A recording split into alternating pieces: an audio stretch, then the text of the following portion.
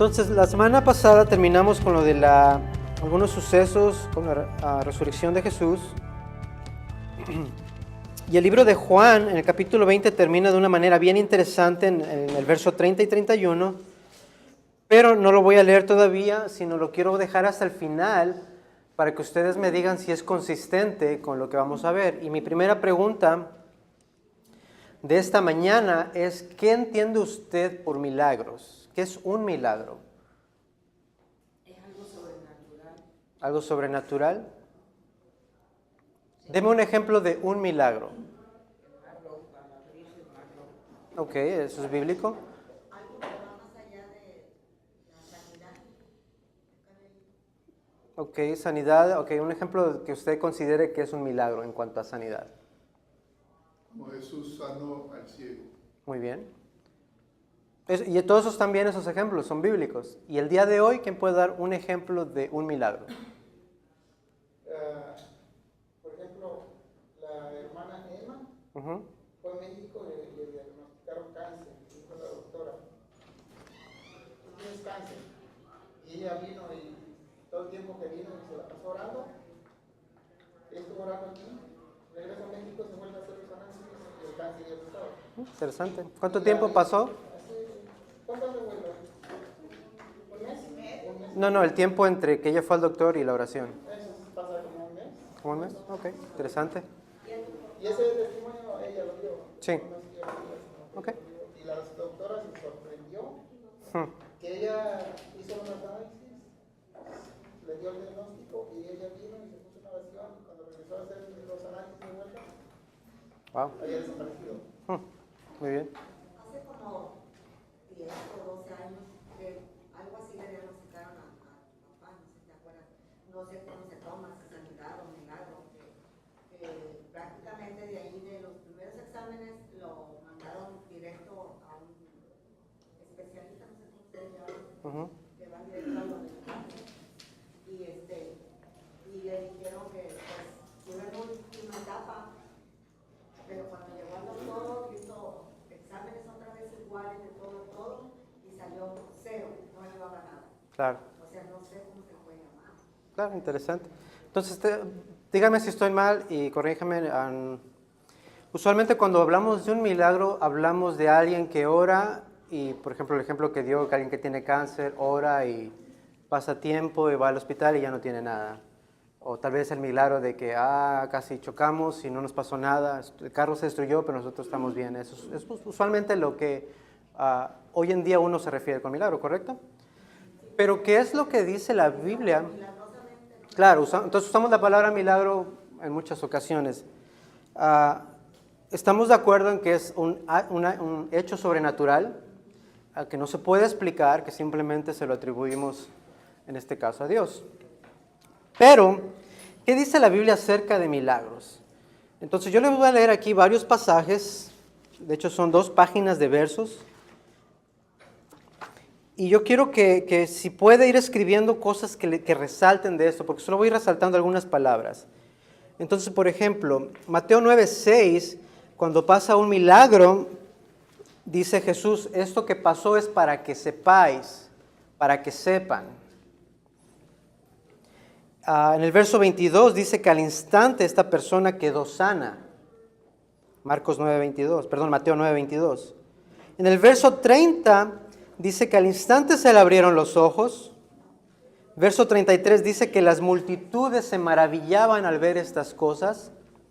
Verso 34 dice, más bien lo acusaron a Jesús que echaba demonios por el poder del príncipe de los demonios, o sea, Belcebú.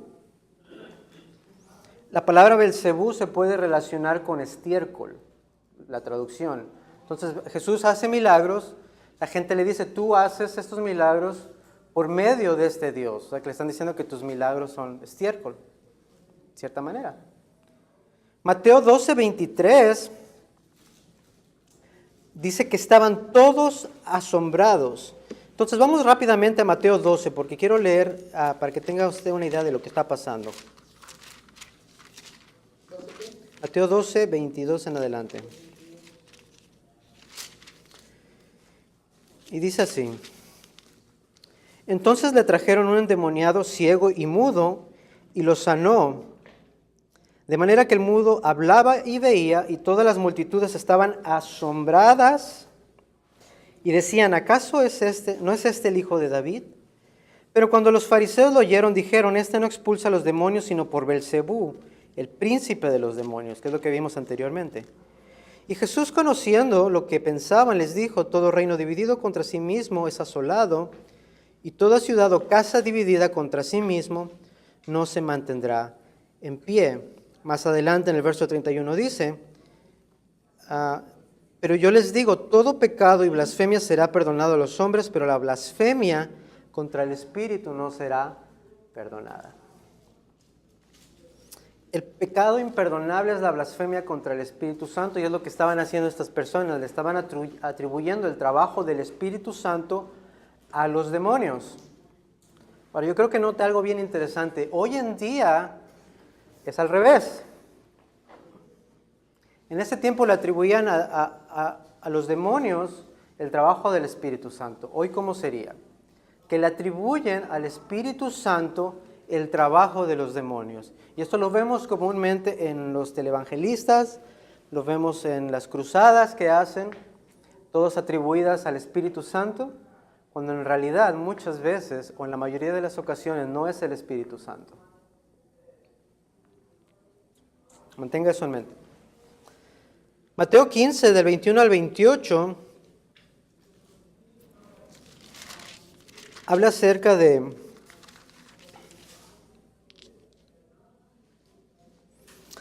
a la hija de una mujer. Entonces, obviamente dice que la mujer era cananea, y ella le dijo que tuviera misericordia. Y en el verso 28 dice, oh mujer, qué grande es tu fe, que te suceda como deseas o como quieres. Tu hija queda sana, ¿cuándo? ¿Una semana después? Desde ahora o en este momento.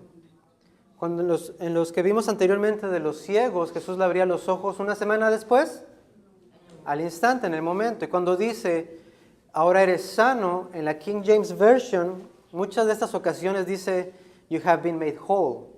Whole quiere decir completo. La palabra que usan en el griego es para decir que está completo en el área física como en el área espiritual, en todas las áreas. En el momento que Jesús entra a la vida de esa persona, en el sentido literal, que la conoce esta persona, Jesús, es una transformación no solamente física, sino también espiritual, y la persona es renovada. Entonces, cuando usted lea la palabra sana después de un milagro, acuérdese que queda completamente entero, sano en todas las áreas. Mateo 17, 18 también vuelve a decir que la persona quedó curada desde aquel momento. Marcos 9:1 dice que Jesús tiene autoridad sobre los demonios. Mateo 20:34, que al instante todas las personas ciegas recobraban la vista. Marcos 1:22 dice que el hecho de que Jesús hacía estos milagros, la gente decía, después de ver todas estas cosas, la gente decía, este hombre habla como quien tiene autoridad. Marcos 1:24 dice Jesús, más bien dicen los demonios, yo sé que tú eres el Santo de Dios. Verso 27, todos los que estaban ahí se asombraron y dijeron que tenía una enseñanza con nueva autoridad, después de ver todos estos milagros y expulsiones de demonios. Marcos 1:31 dice que tomando de la mano a la suegra de Pedro, sanó enseguida, al instante. Verso 34 dice que los demonios sabían quién era él. Verso 38, para que prediquen. Verso 39, predicando y expulsando demonios. O sea que Jesús no solamente hacía milagros, también predicaba y expulsaba demonios. Verso 42, al instante la lepra deja a la persona. Marcos 2:5, cuando va con esta persona a sanarlo, lo primero que hace Jesús es le dice, tus pecados te son perdonados. En el verso 10, ya después en adelante, Jesús lo sana completamente. Le dice que tome su lecho y se vaya. No sé si usted está notando un patrón en todos estos versos. No me lo diga. Verso 2, al instante esta persona fue sana. Lucas 5:17 dice que el poder del Señor estaba con él para sanar. Verso 20 le perdona los pecados a las personas. Y el 24 dice, para que sepáis que yo tengo potestad para perdonar. Verso 25, al instante se levantó. Y no solamente eso, la persona que fue sanada se fue glorificando a Dios. Verso 26, todos se asombraron, dice, el asombro se apoderó de todos y en consecuencia de lo que habían visto glorificaban a Dios. ¿Voy muy rápido? ¿Voy bien? Ok. Lucas 17:14 dice, mientras iban, quedaron limpios. Estos son los leprosos que habían ido con Jesús y Jesús los manda al templo en el camino. Lucas 17:14. Entonces los leprosos van y durante el camino son limpios. A decir usted, bueno, Simón, ahí tardó un poquito. Sí, pero fue en ese mismo ratito, en ese mismo día, al momento. Esas personas quedaron limpios y luego que dice que solamente uno regresó glorificando a Dios, era un samaritano. Verso 18, pregunta Jesús, ¿no hubo ninguno que regresara para dar gloria a Dios? ¿Solamente este extranjero, el samaritano? Marcos 5, aquí no sé si es 1 o 6, pero ahí búsquele. Busquen Marcos 5. Dice, cuando vio a Jesús de lejos, corrió y se postró. Esta es la persona endemoniada. Verso 15 dice que todos tuvieron miedo al ver lo que estaba pasando. Y la causa de este miedo, o la consecuencia de este miedo, es que rechazaron a Jesús en el verso 17. Marcos 5, 19 a 20. Vamos a ver qué pasa. Marcos 5, 19 a 20 dice, pero Jesús no le permitió que se fuera el endemoniado con él, porque el endemoniado quería seguir a Jesús. Y Jesús le dijo, vete a tu casa, a los tuyos, y cuéntales cuán grandes cosas el Señor ha hecho por ti, y cómo tuvo misericordia de ti. Entonces viene un endemoniado, pasa esta liberación, este milagro de que Jesús expulsa al demonio, todos se asombran, lo rechazan a Jesús. Pero ¿qué fue lo que hizo esta persona que fue liberada? Dice el verso 20. Y él se fue y empezó a proclamar en Decápolis cuán grandes cosas Jesús había hecho por él, y todos quedaban maravillados. Verso 29 dice que al instante el flujo de sangre de la mujer se sanó. Verso 42, al instante la niña se levantó y comenzó a caminar. Marcos 3:22 le vuelven a decir que tiene a Belcebú, blasfemia contra el Espíritu Santo. Marcos 7:30, el demonio ya había salido. Verso 35, al instante se abrieron sus oídos de las personas que estaban sordas. La consecuencia de todos estos milagros, la gente se asombraba en gran manera. Marcos 8:11, los fariseos buscaban una señal. O sea, Jesús está haciendo todas estas señales, estos milagros, y están los fariseos que todavía descartaban todo lo que habían visto y le pedían a Jesús, a ver tú, Jesús, Hijo del Altísimo, muéstranos una señal. ¿Y qué les dice Jesús? En Marcos 8, vamos a leerlo porque Jesús es tremendo. Entonces, después de pedir señal, en Marcos 8, verso 22, dice así.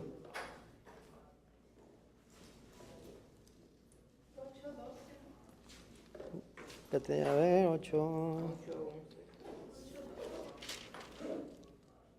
Ok, perdón, 8:12. Gracias, hermano. Dice así, a partir del 11, entonces salieron los fariseos y comenzaron a discutir con él, buscando de él una señal del cielo para ponerle a prueba. Me declaro culpable. Yo a veces le he dicho, Dios, dame una señal. Mea culpa. Verso 12, suspirando profundamente, Jesús, es como que Jesús va a hacernos una señal y me imagino al maestro. Tranquilo. Suspirando profundamente en su espíritu, dijo, ¿por qué pide señal esta generación? En verdad yo les digo que ninguna señal se le dará a esta generación. Y dejándolos embarcó y se fue al otro lado. Ahora aquí no dice específicamente, pero en los otros evangelios vemos que esta señal es la señal de Jonás. Y Jesús, la única señal que les voy a dar es la señal de Jonás, que por 3 días estuvo en el pez, pero al tercer día salió. Obviamente Jesús hablaba de su resurrección, la última, por decirlo así, la más grande señal, el más grande milagro.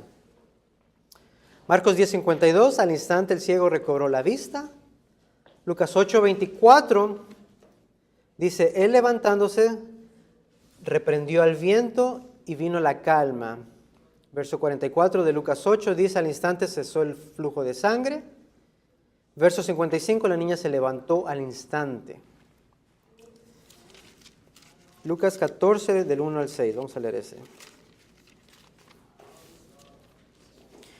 Y aconteció que cuando Jesús entró en casa de uno de los principales de los fariseos, un día de reposo para comer pan, ellos estaban observando cuidadosamente. Y allí, frente a él estaba un hombre hidrópico. Esto quiere decir que tenía una inflamación en su cuerpo. Y dirigiéndose a Jesús, a los intérpretes de la ley, y los fariseos les habló diciendo, me encanta esto.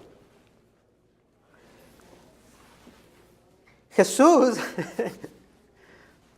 ayer justamente estaba platicando con mis padres sobre esto y Jesús le gustaba, de cierta manera, perdonen la expresión y si estoy mal, díganme, como provocar a estos líderes. Porque él estaba comiendo tranquilo y los demás, haz de cuenta que estaban así como que... Claro, y Jesús allá tranquilo en su mundo. Entonces Jesús, me imagino que los ve, se acerca a ellos y les hace esta pregunta. Acuérdense, es sábado. Sábado no puedes hacer nada. ¿Se acuerdan que lo estaban condenando por sanar a alguien en sábado? Entonces llega Jesús y les dice en el verso 3, les tengo una pregunta teológica, ¿sí? ¿No? ¿Es lícito sanar en el día de reposo o no? Pero ellos guardaron silencio y él tomando de la mano lo sanó y lo despidió. Y a ellos les dijo, ¿a quién de vosotros se le cae un hijo o un buey, un hoyo en el día de reposo y no lo saca inmediatamente? No solo el hecho de que Jesús sanó el sábado, Jesús ya había dicho explícitamente, yo soy el Señor del sábado, yo hago lo que quiera en el sábado, yo lo hice. Entonces Jesús sana a esta persona, la persona sanó de inmediato, y Jesús obviamente aquí les vuelve a decir que aunque sea sábado, si un hijo está malo, está enfermo, si un animal está en problema, no quiere decir que no lo vas a ayudar, quiere decir que lo tienes que ayudar. Tienes que amar a tu prójimo. Entonces me pareció interesante eso, pero seguimos. Lucas 18:43, al instante recobró la vista.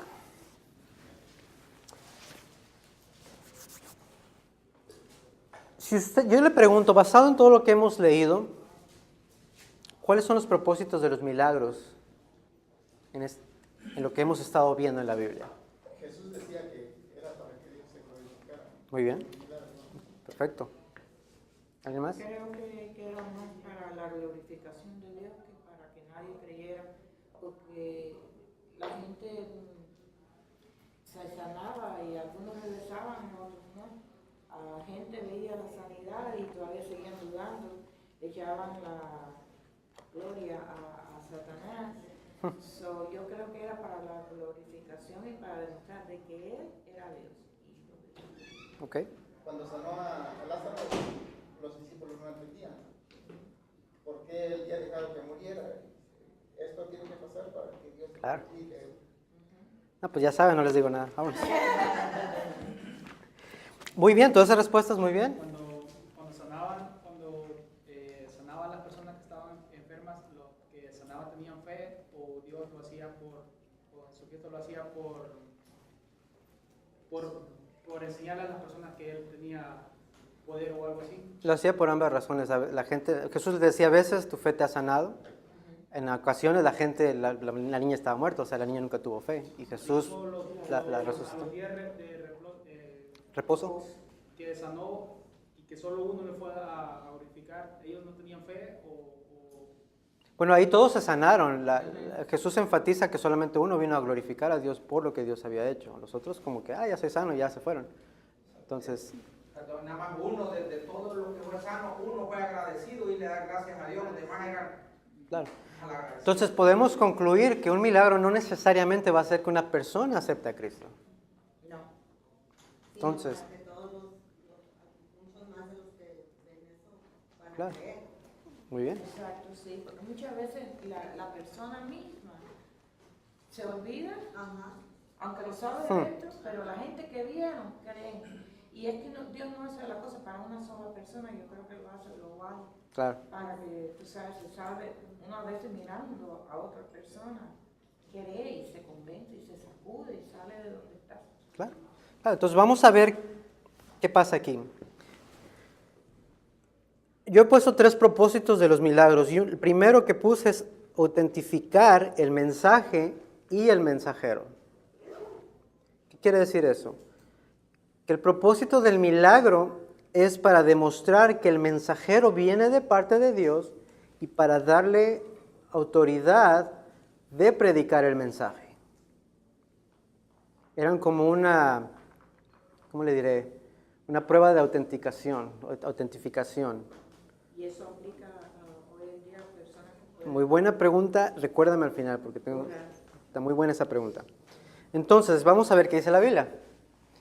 En Hechos 2:22 dice que Jesús fue confirmado por Dios con milagros, prodigios y señales. Este es Pedro predicando su primer sermón y dice, ustedes crucificaron a Jesús, ustedes lo mataron, a este Jesús que fue confirmado por Dios por medio de milagros, prodigios y señales. Mateo 10, del 2 al 5, Juan estaba en la cárcel, Juan había visto a Jesús, Juan dijo, tú eres el Cordero de Dios, yo no soy digno ni siquiera de desatar o de atarte los Nike, perdón, las sandalias, los Nike, sí, es que soy más del siglo XX. Entonces, esos comentarios me distraen. Entonces, Juan le manda discípulos a que, vayan y díganme si en verdad era esto. O sea, si estoy en la cárcel, va a valer la pena. Y Jesús le manda un mensaje y le dice, vayan y díganle a Juan todo lo que oyeron y lo que... ¿Qué vieron? ¿Qué quiere decir con vieron? Todos los milagros. Juan 10:38, Jesús está ahí hablando con las personas y dice, si ustedes no me creen a mí, está bien, no hay problema. Pero crean las obras para que sepan y entiendan que el Padre está en mí y yo en el Padre. Juan 14:10 dice, Jesús, el Padre que mora en mí, este es el que hace las obras. O sea, no solamente el Padre me envió, el Padre hace las obras. Juan 3:2, esto es bien interesante, yo creo este es el más claro. Nicodemo va de noche con Jesús. Nicodemo creía en Jesús en cierta manera, pero por miedo tal vez a que lo juzgaran los fariseos.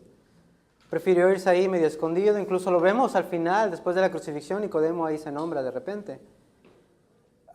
Pero Nicodemo viene con Jesús para hablar con él.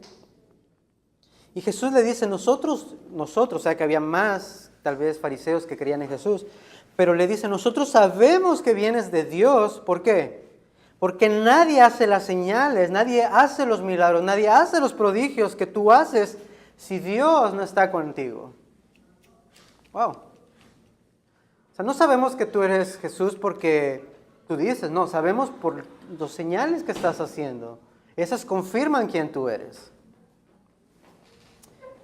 Hechos 2, 3 al 4, ese lo voy a leer.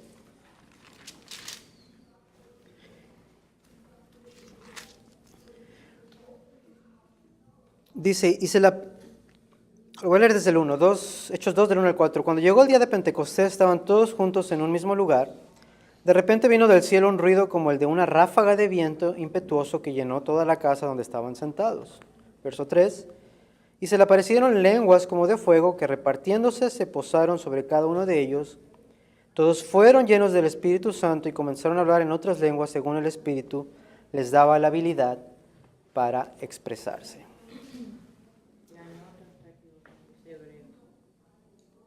Mira, perdón. Pero, fíjate cómo es Dios. Este pasaje, eso de lenguas y de la ráfaga de viento, el ruido más bien, y de estas lenguas como de fuego, como quiera caen dentro de este contexto de que es un milagro. Pero me lo recuerdan. Y vamos a Hebreos. Gracias, hermana.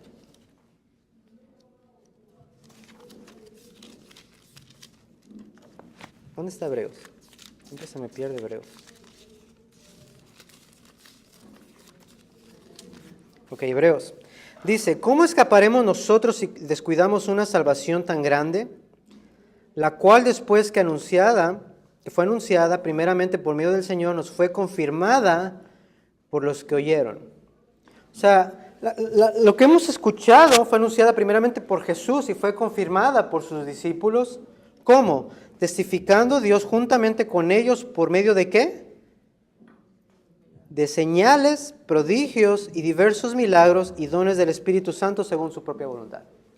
Nosotros sabemos que dice el autor de Hebreos, nosotros sabemos que lo que predicaban los discípulos era verdad porque lo que hacían estas señales, milagros, eran la forma de autentificar que eran de parte de Dios. Entonces sabemos que el mensaje que ellos nos dieron es verdadero por lo que hacían. Éxodo 4:1, Moisés está discutiendo con Dios, dándole excusas de que no quiere ir allá con Faraón. Entonces le avienta esta pregunta, ¿y cómo me van a creer? ¿Y cómo me van a escuchar mi voz? Jesús le dice, vas a hacer estas señales, estos milagros. Lo de la mano que se la esconde y sale con lepra, se la vuelve a meter y la quita. Lo de la vara que se vuelve en serpiente. El mar rojo, como mencionó mi hermano. Entonces Dios hace estas señales para que la gente crea y vea que Dios lo envió. Entonces ese es el primer propósito. Segundo propósito es demostrar la gloria de Dios y que las personas crean.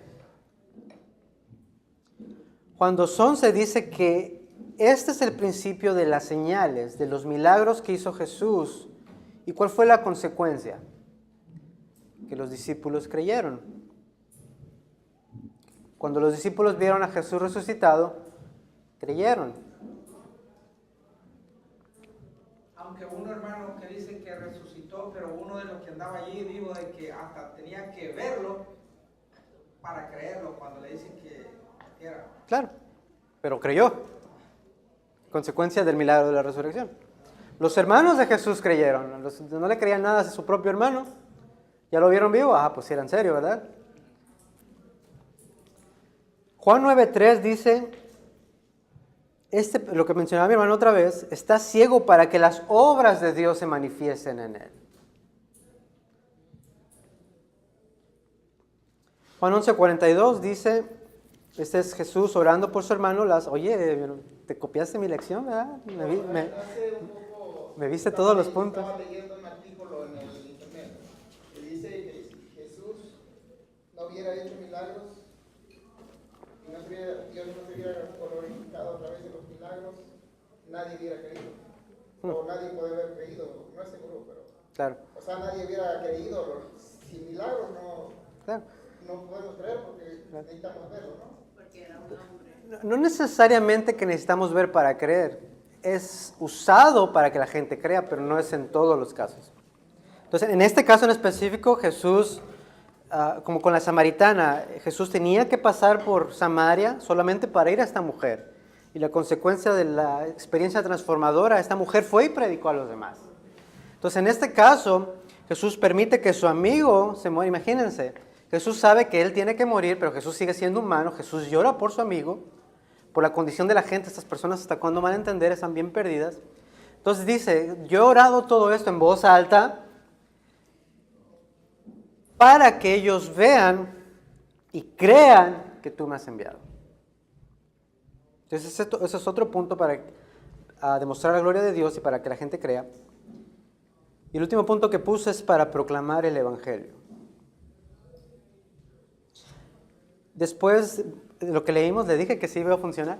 Lo que leí de hecho de las lenguas y el ruido como de viento y todo eso. Después de este evento, Pedro hace su primer sermón en Hechos 2, 14 al 42 y dice que 3,000 personas creen. Después de predicar el Evangelio, déjenme les doy lo que pasó. Están todos tranquilos, pasa el milagro, la gente se asombra, ¿se acuerdan lo que vimos? Que después de los milagros se asombraban, tenían miedo, todo esto, la gente por fin ya tiene la atención. Es como si yo acá trato de que me pongan atención y la única forma de que me pongan atención es si hago algo sobrenatural. Todos me están viendo y digo, ok, ya tengo su atención, aquí les va la predicación. Entonces esto es lo que pasó con Pedro después del milagro. Todas las personas estaban atentas. Pedro aprovecha la oportunidad, les predica el primer sermón en la historia de la iglesia y 3,000 personas se convierten. Esteban y Bernabé, las únicas personas, aparte de los apóstoles, que hizo señales y maravillas. Esteban, dice la Biblia, que él hizo prodigios. Capturó la atención de la gente. ¿Y qué hace Esteban después de eso? Comienza a predicarles. Un sermón excelente en el capítulo 7 de Hechos. Ahora, en el caso de Esteban, no dice Lucas que se salvaron, pero a causa de su muerte la iglesia crece y el evangelio fue expuesto. Nuestro trabajo es proclamar el evangelio, no convertir a la gente. No podemos convertir a la gente. Proclamar el evangelio. En Hechos 4:4 dice que muchos de los que habían oído el mensaje creyeron, 5,000 personas más. En Hechos 5:14, después de que pasa el milagro, después de que hay una presentación de la palabra, dice que más y más creyentes en el Señor se añadían constantemente. Aquí Lucas deja de contar. El ángel del Señor abre la puerta de los apóstoles. Fíjense, son encarcelados. Después de eso, la Biblia nos dice en el verso más adelante, dice que después de ahí salieron a predicarle a los líderes. Después de allí no cesaban de enseñar y predicar a Cristo. Y la consecuencia de todo esto, del milagro de salir de la cárcel, de predicar, es de que la iglesia crecía en gran manera. Creían. Hechos 8, del 14 al 25, viene la imposición de manos para recibir el Espíritu Santo por medio de los apóstoles. Y después que ocurre esto, ¿qué es lo que pasa? Testificaron, hablaron de la palabra del Señor y regresaron anunciando el Evangelio. O sea, no es de que nada más vengan, reciban su milagro y ya se acabó ahí. No, vamos a predicar la palabra. Yo quiero que ponga todo lo que le he dado, lo junte y me acompañe a leer Juan 20, del 30 al 31. Y díganme si Juan no es un experto en concluir de esta manera el capítulo. ¿Listo? Juan 20, del 30 al 31. Y muchas otras señales hizo también Jesús en presencia de sus discípulos que no están escritas en este libro.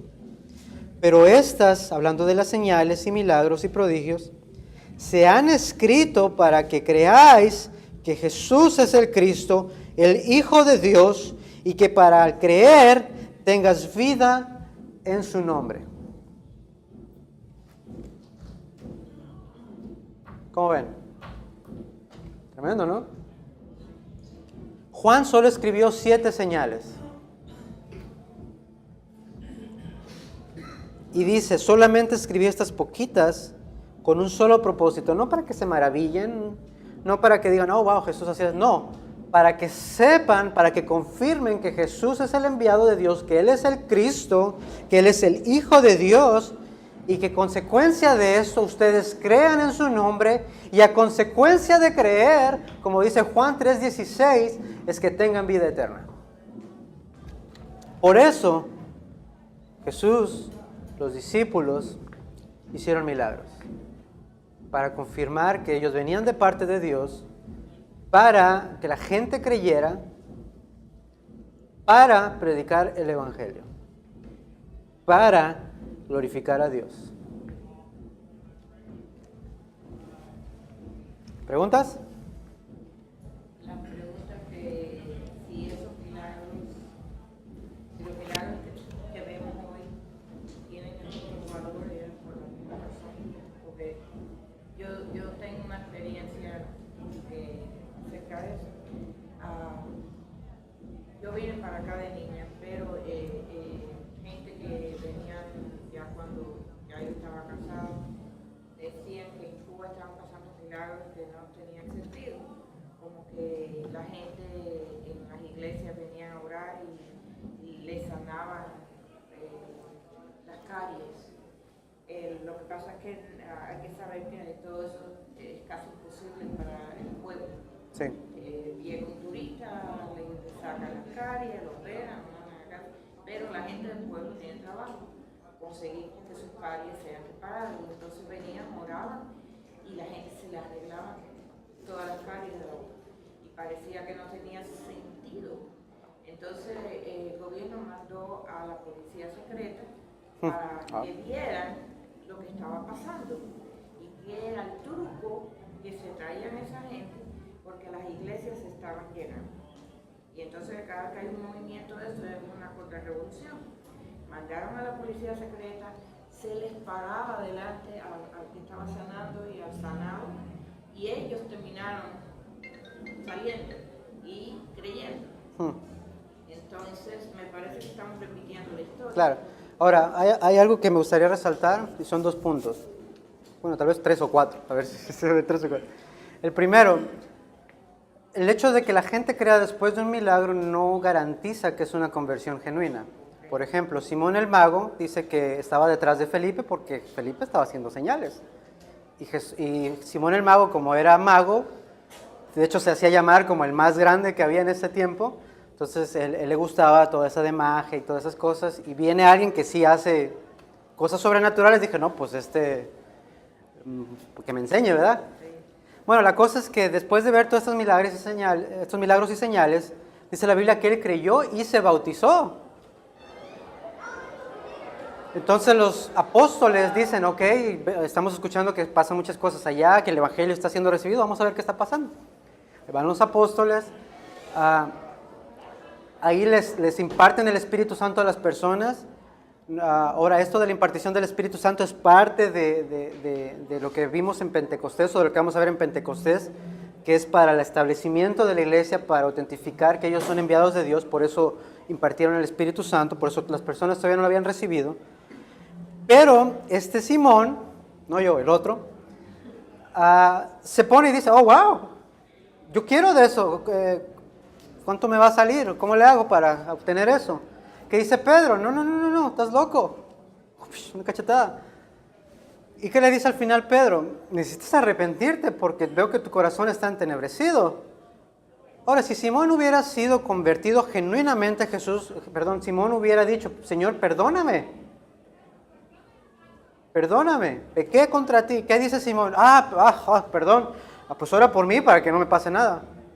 Lo cual da una evidencia de que Simón no era convertido genuinamente, aunque haya creído y se haya bautizado. Entonces los milagros, aunque pasen milagros hoy en día, de cualquier forma, no garantizan la conversión de la persona. Los milagros, como vimos en la Biblia, son solamente parte de es algo nada más como, ya tienes mi atención, ok, ahí te va la palabra. Entonces, esa es una. Otra, creo que habías preguntado, si los milagros hoy autentifican a las personas de hoy. Yo no he hecho ningún milagro en estos meses que he estado aquí compartiendo, pero ustedes me pueden juzgar a mí si yo estoy diciendo la verdad o si Dios me ha dado este don de enseñar. ¿Cómo se dan cuenta si yo estoy haciendo bien o si yo estoy siendo confirmado? Estás enseñando la palabra de Dios. Y si hay personas que realmente crecen espiritualmente. Claro, y la respuesta es lo que dice al principio. Usted va a decir, bueno, yo sé que aquella persona es de Dios porque está enseñando la palabra de Dios. O sea, yo no necesito hacer milagros para, no quiero decir demostrar, porque no tengo que demostrar nada, pero para decirles que Dios me está usando. Entonces, la forma en que podemos, no juzgar, pero probar a una persona que enseñó de Dios por medio de la palabra. Los discípulos no tenían el Nuevo Testamento. La forma en que ellos podían demostrar que venían de parte de Dios es haciendo estos milagros. Pero no nada más para hacer milagros y ya, no, es para llevarles el mensaje. ¿Cuál es este mensaje? El mensaje que dice Pablo, que Cristo murió, que fue crucificado, que resucitó y todo eso. Que tenemos vida eterna en Él para creer. Hay muchos ejemplos en la Biblia, ¿no? De que a los que Jesús amaba, les decía, vete. No se convertían y no los seguían, ¿va? Y eso es lo que decir, que aunque sean sanados, no quiere decir que sean. Yo creo que hay unos casos donde sí, por ejemplo, el endemoniado que quería seguir a Jesús. Claro, pero hay unos como los leprosos, solo uno regresó, los demás quién sabe. ¿Qué pasa con esa gente cuando sanaba y no glorificaban a Dios? ¿Qué pasaba con esa gente? ¿O qué pasaba con esos milagros? O sea, Dios es fiel. Dios, si yo oro que Dios me sane y Él en su providencia me sana, gloria a Dios. Si yo después me porto mal, o sea, Dios no va a decir, pues te voy a volver a dar enfermedad porque andas ahí. O sea, Dios es fiel, Dios no anda con esas cosas. Por ejemplo, el que no creyera, el que había sanado, pero muchos más que lo habían, podían creer, ¿no? Claro, claro. Ahora, eso es para autentificar el mensaje de hoy. Entonces, todos, yo me atrevo a decir que todos los que estamos aquí no venimos a Cristo porque alguien resucitó de los muertos o porque alguien se sanó de cáncer. Nosotros venimos a Cristo porque el Evangelio se nos presentó, nos dijeron, tú eres pecador, tú estás muerto en tus pecados, pero hay una solución. Cree en Cristo como tu Señor, serás salvo. ¿Qué dijiste? Yo quiero eso. No fue el milagro, no fue tu experiencia en problemas tal vez, fue tal vez la manera en que Dios te llamó la atención o que tienes este problema, ya tengo tu atención, aquí está la solución. Cree en mi Hijo y tendrás vida eterna. Yo pienso también, hermano, bueno, perdón, no tengo que pensar, sino tengo que decir que aunque nosotros seamos sanados de cualquier enfermedad que tengamos, y si no seguimos las cosas del Evangelio, no podemos llegar a su reino, ¿no? O no podemos, ¿cómo les puedo decir? Yo soy sano, me sanó de la artritis, como dijo la hermana allá, yo soy sano, pero eso no me da garantía viva que si yo, si no creo en su palabra, porque Jesús dice que el que cree en mí, claro, será sano y salvo. Entonces eso es lo más importante, ¿va? Porque nosotros podemos ser sanos, como los que salieron, los leprosos, y uno creyó en su palabra, dijo, bueno, aquí ya él me sanó y él ha creído en su palabra y él está siguiendo obediente a su palabra. Entonces lo que digo yo, que todo lo que seamos sanos, si no creemos en Jesús, de nada va a servir. Claro. Ahora, sí, Dios sana a personas inconversas.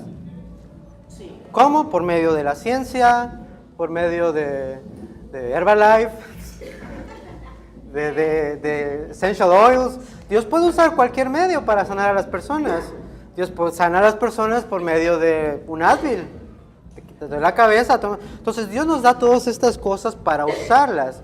Entonces, para cerrar esto de milagros, no necesitamos pedirle a Dios milagros para creer, para saber que Él está con nosotros. Jesús prometió, yo voy a estar con ustedes todos los días hasta el fin del mundo.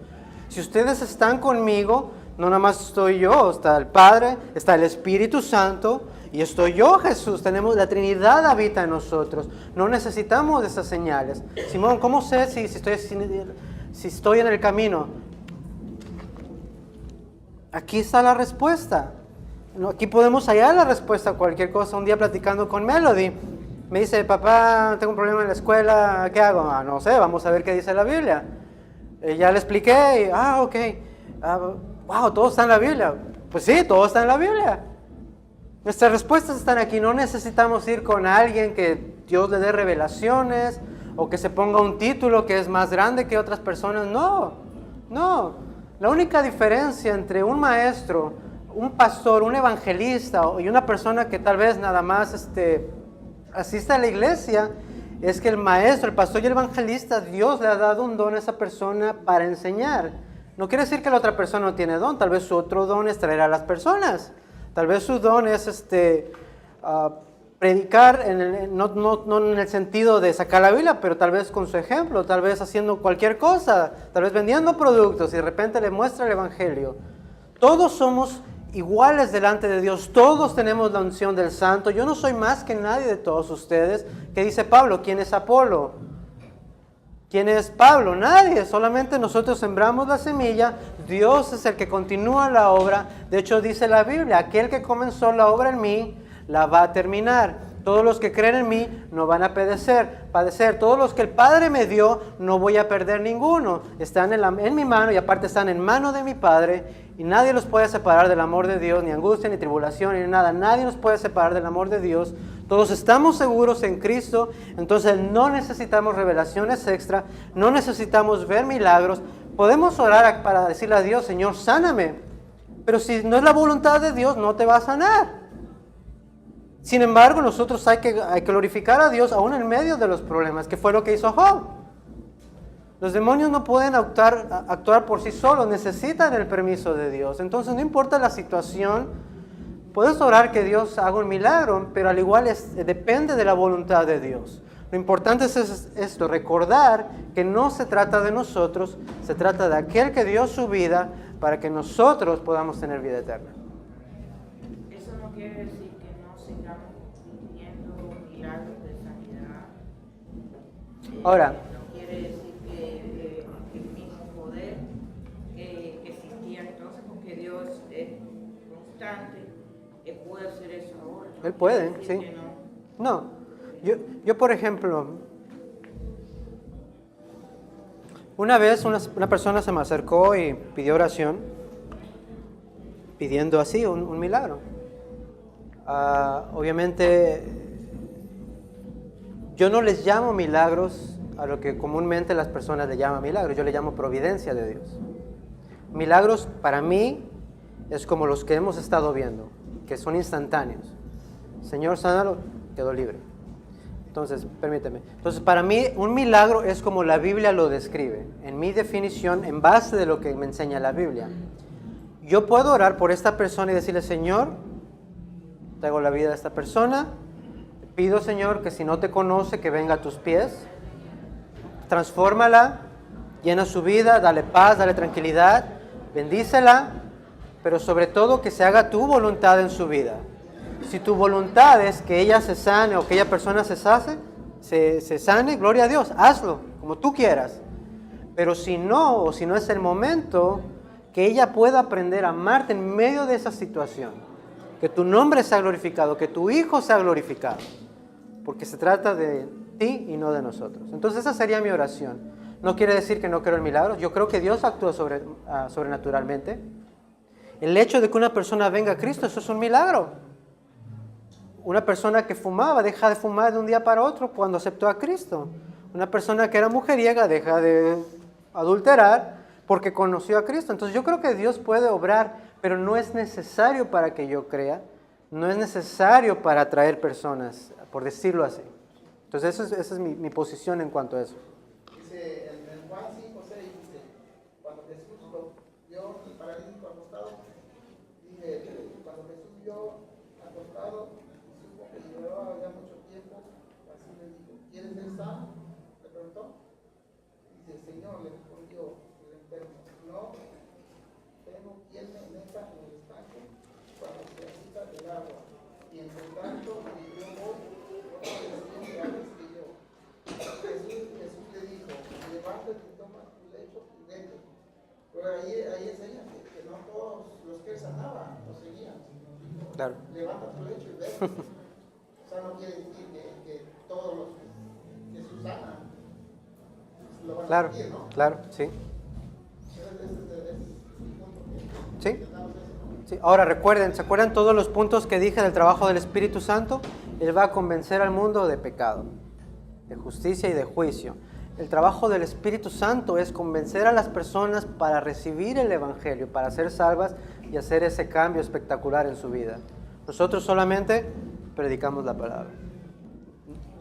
Por eso no necesito hacer milagros. No son necesarios de que yo haga milagros hoy en día, porque ya todo lo que quería decir Dios, ya lo dijo en su palabra. Entonces, esos milagros. Vamos a las fiestas judías. Preguntas, si tienen preguntas, aguántenme al final. Fiestas judías.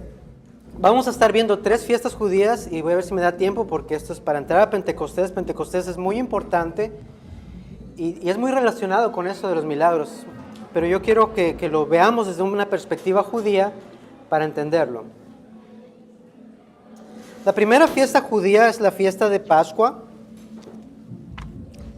La fiesta de Pascua sabemos que es cuando los judíos celebran esa noche que Dios los libró de que el espíritu, más bien que Dios matara a los primogénitos, ¿correcto? Entonces Dios le da instrucciones al pueblo, le dice, esta noche va a venir, voy a matar a los primogénitos, sí, también a los judíos, pero va a haber una solución. Van a ofrecer un cordero, lo van a sacrificar. De hecho, se tenían que comer el cordero asado, está eso. Pero la sangre, dice, la van a mojar con un hisopo y la van a poner en el dintel y los postes de las puertas. Entonces, cuando venga yo a matar a los primogénitos, si yo veo esa señal, yo no voy a tocar esa casa.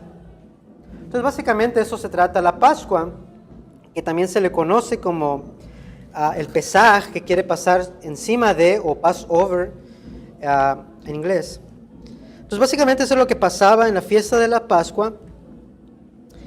En esa fiesta se eliminaba todo el pan con levadura. No podías consumir pan con levadura. De hecho, días antes tenías que limpiar tu casa todo, que no hubiera nada que haya tenido contacto con levadura. No podías lucrar de pan que ya estaba hecho. Tenías que sacar todo, venderlo, deshacerte. Toda la casa tenía que estar limpia. Y el pan que hicieran tenía que estar sin levadura. Este pan sin levadura era un simbolismo de que cuando ellos salieron de Egipto salieron tan aprisa que el pan no se esponjó. Entonces es una forma de recordar, y eso también se le conoce como el pan de aflicción, y tiene un nombre bien raro que es Lechem Oni, algo así, tiene que sacar la flema. Entonces esa es la fiesta de la Pascua, o la fiesta del pan sin levadura. La fiesta que continuaba, haz de cuenta, esa fiesta pasaba un día, pero más bien esa fiesta pasaba, venía el sábado, no hacían nada, porque el sábado es sagrado, y luego dice, el primer día de la semana, después de ese sábado, empieza la siguiente fiesta, y es la fiesta de las primicias. En esta fiesta de las primicias, ocurría el primer sábado después de la Pascua. Se traían primicias de grano y cereal, en este caso la cebada, y el pan que cocinaban no tenía levadura. Traían estas ofrendas, estas primicias cocinadas, pero no tenía levadura. Básicamente aquí, de lo que cosechaba el pueblo, traía lo primero a Dios y lo ofrecía como un agradecimiento a Dios, porque esas primicias eran importantes, porque de esas primicias dependía toda la cosecha. Si las primicias estaban medias raras, la cosecha iba a estar media rara. Si las primicias eran buenas, eso quiere decir que iba a ser algo bueno para esa cosecha. Ponían toda su confianza en Dios porque daban las primicias a Dios. Entonces era una dependencia total de Dios. Después de esta tenemos la fiesta de las semanas, o la fiesta de la cosecha, o la fiesta de los primeros frutos, o conocido como Pentecostés. Esta fiesta se festejaba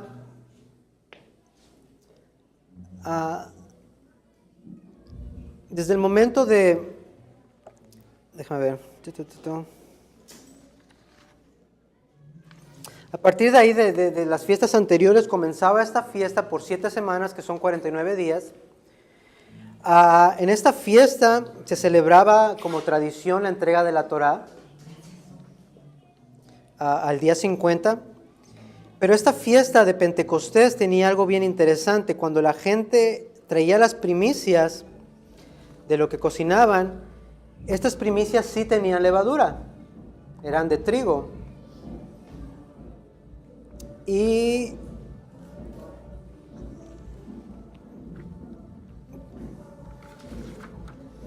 esta fiesta de Pentecostés se celebraba después de la fiesta de las semanas. Después de los 49 días llegaba la fiesta de Pentecostés, que era en el día 50. De hecho, Pentecostés significa 50 en griego. Entonces, la Pascua, ¿sí? ¿Dudas con la Pascua? ¿No? Entonces viene la Pascua, la fiesta de las primicias, la fiesta de las semanas y luego terminamos con Pentecostés. Ahora déjame lo pongo todo esto en contexto. La Pascua o el Pesaj celebra la protección de Dios con el sacrificio del Cordero y su sangre en el dintel y los postes de las puertas para protegerlos. A contraste, Cristo es crucificado como el Cordero y su sangre perdona nuestros pecados. Si Jesús hubiera, más bien si la fiesta de la Pascua sucede en viernes, entonces Jesús fue crucificado en ese viernes. Según la Torá, después de ese día viene el sábado, que es el Shabbat. Luego cuando empieza la fiesta de las primicias, que es el domingo después de ese sábado. Entonces esta fiesta de las primicias comienza en ese domingo y se cuentan 7 semanas o 49 días a partir de allí. En contraste, Jesús resucita el domingo como el primogénito de las primicias. ¿Se acuerdan? Estas primicias que daban no tenían levadura. Y Jesús es las primicias de lo que íbamos a hacer nosotros. Jesús resucita con un cuerpo incorruptible, lo cual nosotros cuando Cristo venga, o si morimos primero en Él, vamos a ser resucitados consecuentemente. En la fiesta de las primicias la cebada era cocinada sin levadura. La levadura representa pecado. Jesús no tuvo pecado. Entonces Jesús representa este pan sin levadura, estas primicias de pan sin levadura. El día 50, después de todas estas fiestas de las semanas, llega Pentecostés y se ofrecen las primicias, pero el pan en esta ocasión es cocido con levadura. Cuando viene Pentecostés y el Espíritu Santo, los que estaban dentro de esta casa son las primicias de recibir el Espíritu Santo y la fundación de la iglesia. La diferencia entre estas primicias y Jesús, ¿cuál es? Que las primicias que estaban en la casa todavía tienen pecado. Por eso era representado el pan cocido con levadura. O sea, los judíos hacen estas cosas pero no vienen pensando en Jesús. Por eso Jesús dice, yo no vine para abolir la ley, yo vine para cumplirla. Y las fiestas hablaban de lo que Jesús iba a hacer, incluso del día de Pentecostés. El Espíritu Santo no vino por coincidencia, el Espíritu Santo vino cuando estaba programado para llegar, cumpliendo todas las fiestas de los judíos. El día de Pentecostés se usaba para celebrar la entrega de la Torá al pie del monte Sinaí. Cuando llega el día de Pentecostés, el Espíritu Santo es entregado a todos los creyentes. Cuando fue entregada la Torá, mientras Moisés estaba recibiendo, el pueblo adoró a otro Dios y por consecuencia 3,000 personas mueren. Cuando viene el Espíritu Santo, se predica el Evangelio, creen 3,000 personas. ¿Ven el paralelo? Con la Torre de Babel hubo confusión de idiomas y separación de personas porque no se entendían. Cuando viene el Espíritu Santo, viene esta habilidad de hablar diferentes idiomas, pero la diferencia es que al hablar diferentes idiomas, todos los idiomas hablan el mismo mensaje y esto une a las personas en el cuerpo de Cristo. En el Antiguo Testamento Dios descendía con fuego y estruendo al tabernáculo en medio del campamento. Cuando llega Pentecostés hubo un estruendo, hubo un ruido como de fuerte viento y lenguas como de fuego. La única diferencia es que Dios no descendía a un edificio, Dios descendía personalmente en la vida de cada creyente. Entonces todo esto tiene que ver con Pentecostés. Pentecostés no pasa por casualidad. Entonces cuando usted viene a Hechos, que no me va a dar tiempo de leerlo, pero cuando vemos que llega, dice, cuando llegó el día de Pentecostés, estaban todos juntos en un mismo lugar. De repente vino del cielo un ruido como el de una ráfaga de viento impetuoso que llenó toda la casa donde estaban sentados, y se le aparecieron lenguas como de fuego repartiéndose, y se posaron sobre cada uno de ellos. Todos fueron llenos del Espíritu Santo y comenzaron a hablar en otras lenguas según el Espíritu Santo les daba la habilidad para expresarse. más adelante nos dice que las personas hablaban las maravillas de Dios. Las personas, este suceso cumple lo que hemos estado viendo de milagros, que pasa el milagro, la gente se queda como, bueno, ¿qué está pasando aquí? Incluso la gente empezó a decir, estos están borrachos. La consecuencia de un acto sobrenatural es crear miedo, es crear confusión, es crear expectativa. ¿Qué está pasando? Las personas tienen la atención después de que oyen este ruido, porque el ruido se oyó no solamente dentro de la casa, sino afuera. Las personas que no eran creyentes vieron ese como fuego, vieron a las personas hablando en diferentes idiomas, incluso dijeron, ¿cómo van a ser? ¿Cómo estos pelados hablan mi idioma? Estas personas que ni siquiera fueron a la escuela están hablando otros idiomas. Estamos entendiendo el mensaje que están dando. Están predicando la palabra de Dios. Entonces tenemos un milagro, la gente pone atención, se presenta el mensaje y luego Pedro ve que todo eso está pasando y por fin le cae el 20, el Espíritu Santo lo llena a Pedro de tal manera que toma valor, toma denuedo, agarra las Escrituras y empieza a citar versos por todas partes. Les dice, ustedes son los culpables de que Jesús haya sido crucificado, pero esto ya estaba dicho en el Antiguo Testamento. Lo que ustedes tienen que hacer es arrepentirse, confesar sus pecados y confesar a Cristo como Señor de sus vidas. Y luego dice en el verso 37 de Hechos 2, al oír esto, compungidos de corazón, esto quiere decir que su corazón fue traspasado, que su corazón fue sacudido con el mensaje, no con el milagro, con el mensaje del Evangelio.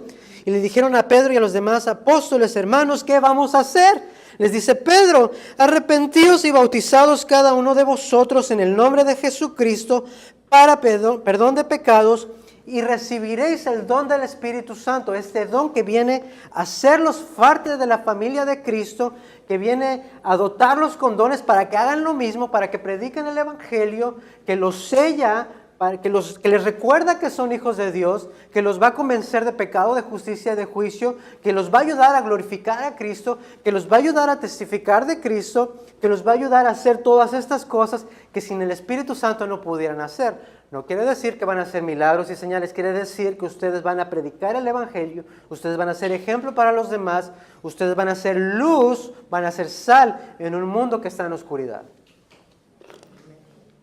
Ese es el punto de los milagros en la Biblia. Glorificar a Cristo y que su nombre sea exaltado.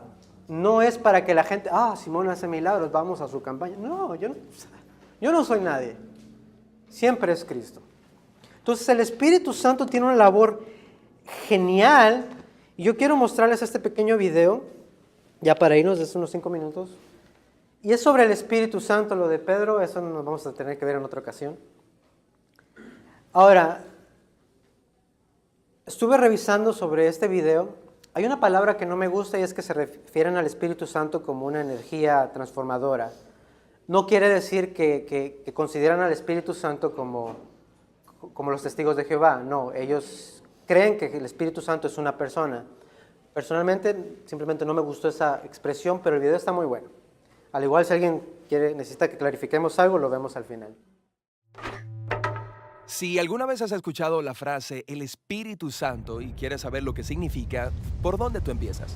Tienes que empezar en la primera página de la Biblia, donde se presenta al mundo antes de Dios darle forma como un lugar oscuro y caótico. El Espíritu de Dios está ahí, sobre todo el caos, moviéndose, listo para traer vida, orden y belleza. Pero, ¿quién es el Espíritu de Dios? El Espíritu es la manera en que los autores bíblicos hablan de la presencia personal de Dios. La palabra hebrea es ruach. Ruach. Tienes que carraspear al final. Entonces, ¿qué es? Ruach puede referirse a diferentes cosas, pero lo que todas tienen en común es energía. Energía. ¿Cómo es eso? Hay una energía invisible que hace que las nubes se muevan o que se mezan las ramas de los árboles. Sí, el viento. En hebreo, eso es ruach. Ahora respira profundamente. ¿Sientes eso dentro de ti? Sí, el aire. Específicamente, la energía. la vitalidad en tu cuerpo que obtienes de respirar profundamente. Eso también es ruaj. Esta es la misma palabra que se utiliza en la Biblia para describir la presencia personal de Dios. Así como el viento y el aliento son invisibles, el Espíritu de Dios es invisible. El viento es poderoso y el Espíritu de Dios es poderoso. Así como el aliento nos mantiene con vida, el Espíritu de Dios sustenta toda la vida. Sí, ruaj. Mientras continuamos a través de la historia bíblica, vemos al ruaj de Dios dando capacidades especiales a las personas para hacer tareas específicas. La primera persona en la Biblia a la que le sucede esto es a José. El Espíritu de Dios le da la capacidad de entender e interpretar sueños. Y luego le sucede a un hombre llamado Bezaleel, quien es un gran artista. El Espíritu de Dios le da sabiduría y habilidades. Se le da un genio creativo para hacer cosas hermosas en el tabernáculo. También vemos el ruaj de Dios habilitar a un grupo de personas llamadas los profetas. Ellos son capaces de ver lo que está sucediendo en la historia desde el punto de vista de Dios. Exactamente. Este es el problema, como lo vieron los profetas. Aunque el ruaj de Dios había creado un mundo realmente bueno, los humanos habían cedido al mal. Habían desatado el caos en él a través de su injusticia. Un nuevo tipo de desorden. Sí, y los profetas anunciaron que el Espíritu vendría, así como en Génesis 1. Pero ahora, para transformar el corazón del hombre, para capacitar a la gente, para amar a Dios y a los demás. ¿Cómo sucederá esta nueva obra del Espíritu de Dios? Pasan los siglos y se nos presenta a Jesús. Al principio de su misión, hay una hermosa escena en la que Jesús está siendo bautizado en las aguas del río Jordán. El cielo se abre y el Espíritu de Dios baja y se posa sobre él como un ave. La historia está diciendo que el Espíritu de Dios está capacitando a Jesús para empezar la nueva creación. Vemos que esto sucede cuando Él sana a las personas o les perdona sus pecados. Él está creando vida donde antes había muerte. Los líderes religiosos de Israel se opusieron a Jesús y eventualmente lo mandan a matar. Pero incluso ahí, el Espíritu de Dios está obrando. Los primeros discípulos de Jesús, quienes lo vieron resucitado de los muertos, dijeron que fue el espíritu energizante de Dios que levantó a Jesús de los muertos. Este es el principio de la nueva creación. Sí, y esta todavía continúa. Cuando Jesús se apareció a sus seguidores más cercanos, sopló sobre ellos y les dijo: reciban el Espíritu Santo. Poco después de eso, el Espíritu Santo vino poderosamente sobre todos sus discípulos, para que ellos puedan ser parte de esta nueva creación y compartan las buenas nuevas y aprendan cómo vivir bajo la energía e influencia del Espíritu de Dios. Hoy, el Espíritu sigue moviéndose en lugares oscuros. Sí, guiando a las personas hacia Jesús, transformándolas y capacitándolas para amar a Dios y al prójimo. La esperanza cristiana es que el Espíritu va a terminar este trabajo. La historia de la Biblia termina con la visión de una nueva humanidad viviendo en un mundo nuevo, permeado por el amor de Dios y por su Espíritu dador de vida. Bien. Padre, te agradezco, mi Dios, en esta mañana por tu palabra. Gracias, Señor, por tu Espíritu Santo, Dios, que sin duda, Dios, es la persona más abusada, más traicionada, más blasfemada. Dios, perdónanos, Señor, si en algún momento lo hemos hecho inconscientemente. Dios, que tu Espíritu Santo nos siga enseñando sobre ti todos los días, transformándonos, llenándonos, Dios, para llevar a cabo el trabajo de glorificar a Cristo, de llevar el Evangelio, de llevar las buenas nuevas a las personas que aún viven en oscuridad. Dios, usa nuestras vidas, transfórmanos, guíanos y sobre todo te pedimos, Señor, en esta mañana que la obra que tú has empezado en nosotros sea completada por causa de tu Hijo Jesús.